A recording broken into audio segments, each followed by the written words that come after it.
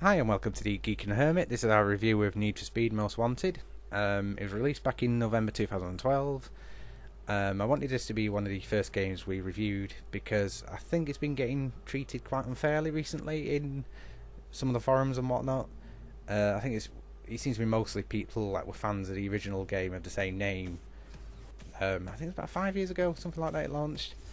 But because this lacked some of the features that game had, people suddenly immediately assume this game is god awfully crap, and it's not. I mean, just look at it. Okay, it's arcadey handling, as you can imagine, one of these games, so it's very, very easy to pick up and play. Of course, it's not. If you want simulation, you basically go for Gran Turismo or something like that. But these games are really good for what they do. The people seem to be saying that Need for Speed games seem to be going downhill these days. Like, they seem to have lost the touch or whatever. But to be honest, compared to the last two, God, what was the last one called? Need for Speed. What's it called? The Run. That was it. Basically, it was like 2 hours long, driving in a straight line with a wafer thin plot you could fit on a postage stamp. And people somehow reckon this game is worse than that one. No. And the one that everyone seems to assume is the best game ever, Hot Pursuit, I didn't really like that one either. So it was okay, fair enough, it was good, but it's just, I prefer the free roam games like this. What you've just seen on the screen actually is pretty much the extent of the customization options. If you want to change the colour of your car, you basically drive through those stations which immediately change the colour and fully repair your car, so you just do it on the go, on the fly. Which for this game you'll need quite a lot, because you do tend to hit things quite a fair bit. What you're seeing now is basically a pursuit from the police, obviously. And that's obviously my bad driving. But what you'll find in this game, they're not pushovers. The police in this will hound the hell out of you. There's no easy, oh yeah, bomb it down a straight road and outrun them. They seem to have turbocharged cars or something. What you've just seen there actually is how you basically acquire new cars in the game. They're dotted around the game, so basically just drive up to them, and once you've found them once, that's it. You can access them through that easy drive at the top, which we'll get into later on, and you can just immediately jump to that car. But it's basically just finding them around the map. Some people complain about that because it basically takes out some of the progression, because you can basically get nearly every car from the word go. You can just drive around and say, look, another one, Alfa Romeo this time. Just jump into that and drive off in it. But to be honest, I kind of prefer it in a way, because it just gives you more of a reason to actually go off and explore, rather than just usual grind race. Oh look, new car, grind race. So I think it kind of eliminates some of that. It might take away some of the longevity of the game if you're into all that, but for me, I don't put hundreds of hours into these games anyway, so I prefer just to get the fun as soon as possible, really, rather than having to grind for it. What you're seeing here is one of the many races you can do. Basically, how it works is you'll have these checkpoint systems which you have to drive over in order to actually carry on through the race, otherwise you have to reverse, go back around and do it again. But you can take certain routes and like go off the beaten track sort of thing to try and get some extra time or shave some seconds off your lap or anything. But usually every time I've tried it, I've always hit a bleeding wall or something, so I don't bother doing that much anymore. The AI in this game is pretty good, actually. They tend to ram you quite a fair bit. I'm not sure if that's just because you've got a set route and just drive through it, or they're actually doing it intentional. I don't know, but it seems to work quite well. What you'll see is there actually is quite a good sense of speed with this game, and this is on the Xbox 360. It's just playing straight off the disc. I've not bothered installing it either. So I think it runs pretty well, actually, for what it does.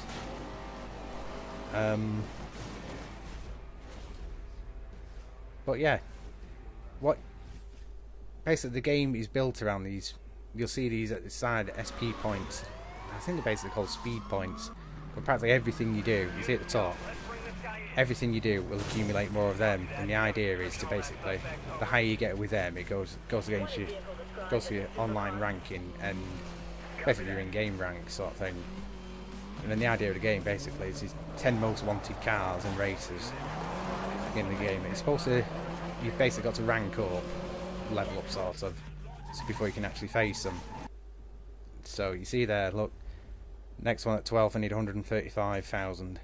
So when I've got that, I can unlock, then do it's technically like a little boss battle, which I've got some footage of in here somewhere.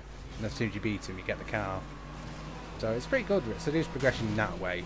That's pretty much just all it is. So and you can pick them up for doing various things like here. It's like ramming basically a car off the road. You get 275 points for a takedown. You get them for winning races, smashing billboards, practically everything really. Oh, there's one of those garages again. Oh, boom, boom, red to silver, or grey, whatever that is. But yeah, as you can see, again, like I was talking about the feel of the speed in the game, I think it's quite good. Oh, well, clearly my driving actually isn't. But, there you go. But yeah, I think it's actually a really good game.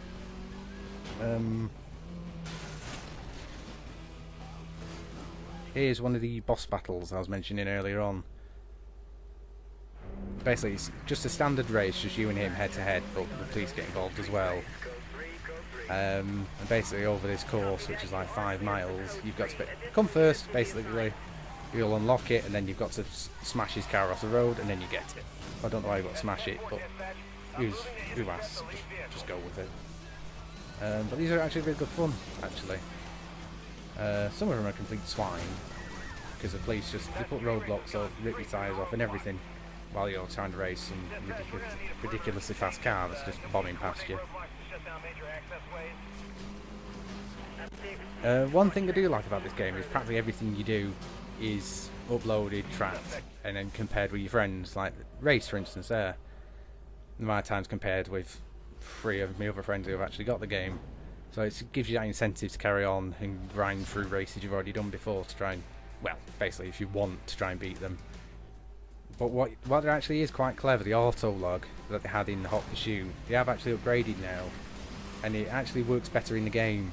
Like, you'll see some billboards, I'm not sure if you actually see any in this video, but whoever of your friends list, or yourself even, if you've got the record for the highest jump while smashing the thing, your gamer profile picture will actually be in the game, also in your friend's game as well. So it gives them even more of an incentive to actually smash the thing and hopefully put their face up rather than see your ugly mug. And here is actually a video just showing one of the stupid things you actually do to smash the billboards. I'm not sure if my face was on this thing or not. Is it? Yeah, see, there, my face is on it. Not sure if you could actually see that, but I might have to pause it. But basically anyone on my friends list, my mug would be sat there just to wind them up until they smash it and beat the jump. So I just hope they don't, but you never know. But there's hundreds, no, hang on, wait, yeah, I think it's hundreds of the things to do, so there's plenty of things. There's speed cameras as well, which it compares.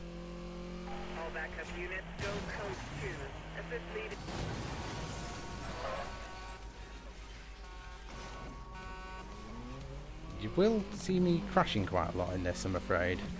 I didn't edit any of that out. Oh, here's the easy drive. Basically, all the menus are done in the game whilst you're driving. Which is a clever idea, but I can't do it without smashing into everything in sight.